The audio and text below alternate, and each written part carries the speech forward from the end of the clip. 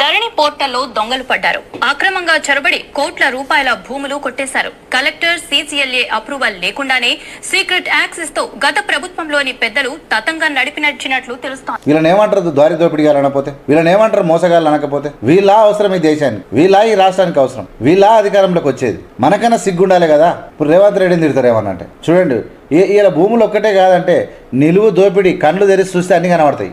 అత్యంత ప్రమాదకరమైనటువంటి వ్యక్తులు ఎవరంటే కేసీఆర్ కుటుంబం. తండ్రిని మించిన కొడుకు, కొడుకుని మించిన తండ్రి, ఇద్దరిని మించిన అల్లుడు. ఈ వ్యవహారం అంతా గత ప్రభుత్వంలోని ఒకరిద్దరు పెద్దలు, ఇద్దరు ఉన్నతాధికారులు కలిసి చేశారని రాష్ట్ర సర్కార్ అనుమానిస్తోంది. దీంతో ధరణిలో జరిగిన వ్యవహారం నేను అప్పుడప్పుడు నేనేం చెప్తున్నట్టే, తల్లి శీలం వేస్తే పిల్ల ఘటనం వేస్తుందా? ఒకరిద్దరు అంటే కుటుంబ సభ్యులు ఆయన అధికారులు కలిసి చేసుకురు. వీళ్ళందరినీ చూసి మినిస్టర్లు ఏం చేసిరు? మామినార్ మినిస్టర్ ఉన్న మామిన ఆల పని ఆలు చేసిరు.